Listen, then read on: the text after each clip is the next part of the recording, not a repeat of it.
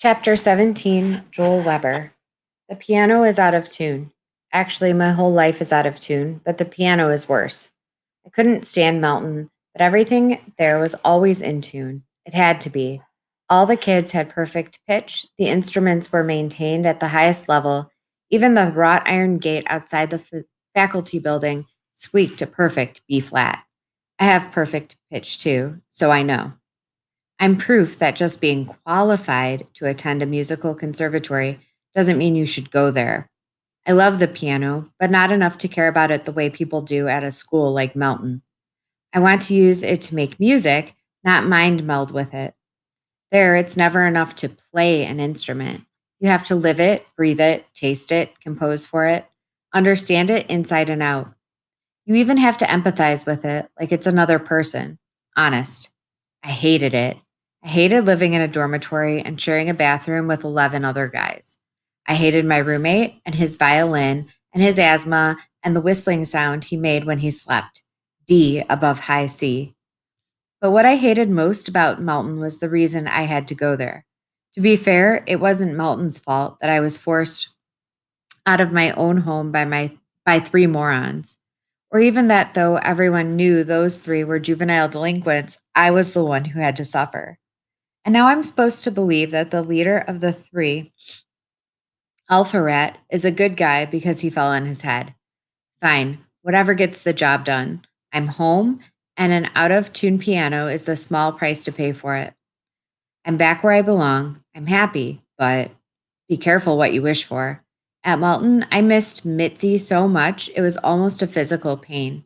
That dog drives me crazy. I know she's glad to see me, but she won't leave me alone. I'm always covered in dog hair, which makes me sneeze.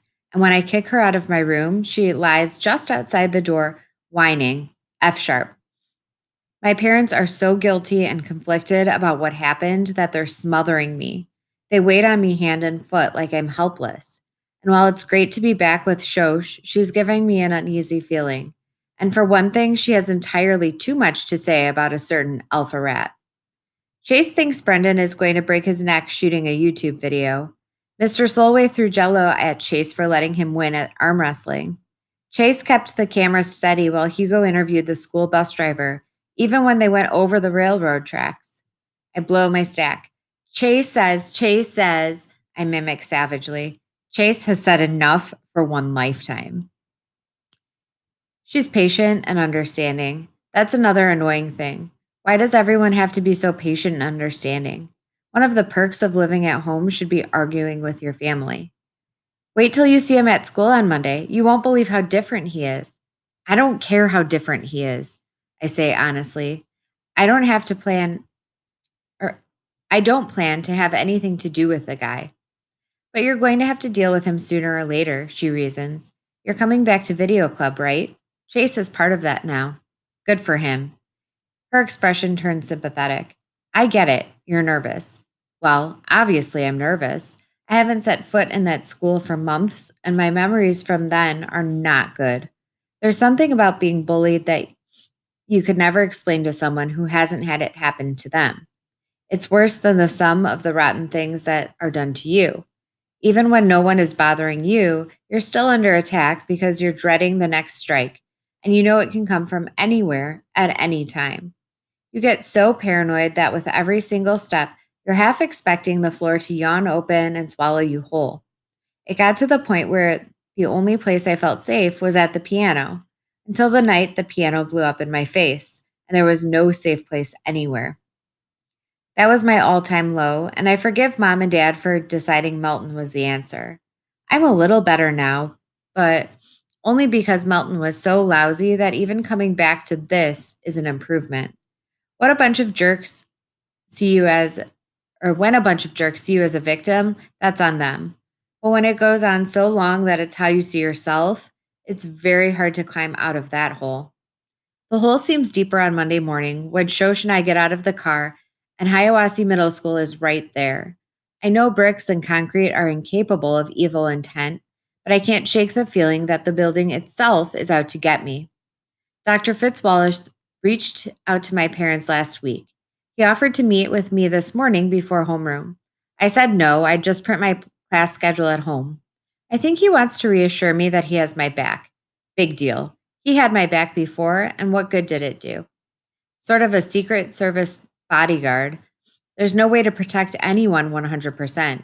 Sooner or later, you're always going to end up in a lonely hallway or a deserted locker room. Shosh rounds on me. You ready for this? I'm not ready, but I nod.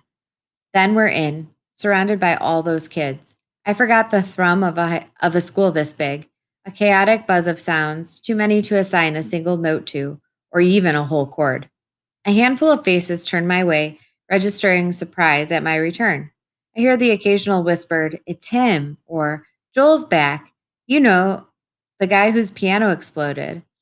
I catch a couple of kind hearted looks, and even a hostile one from a big kid who must be a football player. Mostly, though, nobody sees me at all, or worse, they never noticed I was gone. I think that makes me madder than anything else. I went through the worst part of my life, was bullied so badly I had to leave town, and it never popped onto most people's radar screens. That baloney from guidance counselors about how we're supposed to be a community. Yeah, right. This is how bullies like Chase Ambrose get away with what they do, because their victims are invisible. Speaking of bodyguards, Shosh thinks she's mine because she stays glued to my side. Add that to a list of humiliations that doesn't need padding. My sister is convinced she has to fight my battles for me. Don't you have to go to homeroom? I ask her, fighting to keep exasperation out of my voice. Oh, I figured I'd stay with you, just for today. I haven't seen Mr. O'Toole in a while. I interrupt her. Go away, Shosh. She looks worried. Are you sure? No, I reply honestly. But you can't hang off me forever. What happens when I have to go to the bathroom? Well, I figured I could wait outside. Go away, I repeat. Classes are okay, I guess. No different than Melton. Math is math, regardless of whether or not you're learning it from a world class French horn player. A few kids ask where I've been. Those who know have questions about what boarding school is like. Brendan Espinoza updates me on his YouTube career, and I congratulate him on Leaf Man, which is up to over 4,000 views. Not exactly viral yet, but his biggest audience so far. He tells me about Video Club. Kimberly Tooley is a member, although she never struck me as the type.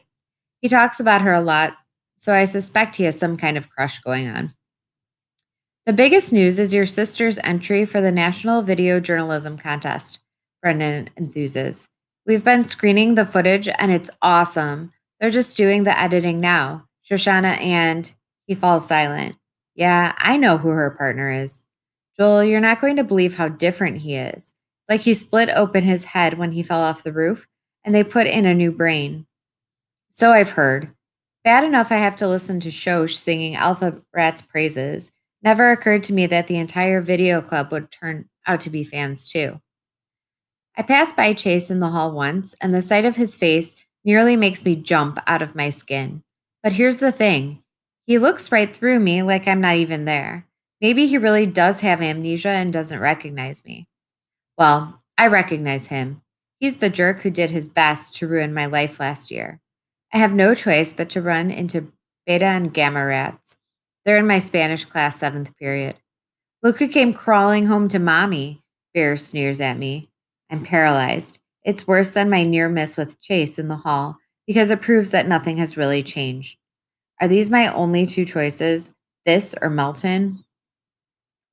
Aaron grabs Bear's arm and drags him to his seat in the back row. Leave it, man. You want to get in even more trouble thanks to this loser? Those two are doing community service over the cherry bombs and the piano. Maybe that'll buy me a little peace.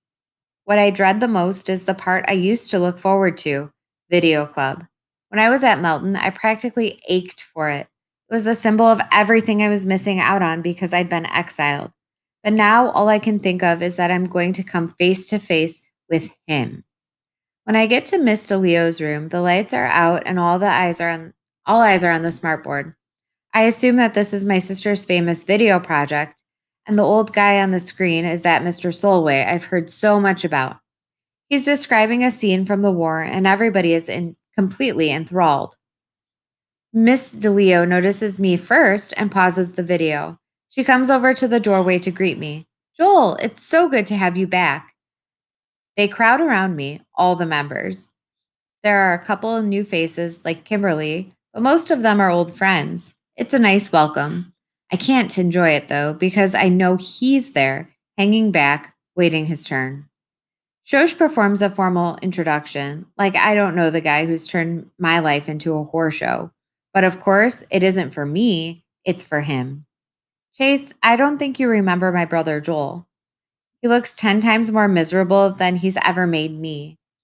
I don't even know what to say to you, he begins in a voice I barely recognize as his arrogant alpha rat bravado. I have no memory of any of the things I did to you, and I can't undo them, but I want to tell you that I'm really, really sorry. Up until this moment, I had no idea how I'd react to meeting Chase Ambrose again after all these months. Now I know. I completely believe that he has amnesia and can't recall the stuff that happened between us. I believe that he's changed and that he honestly regrets what he did to me. And I know something else. It doesn't make any difference. None, zero, zilch. I still hate his guts.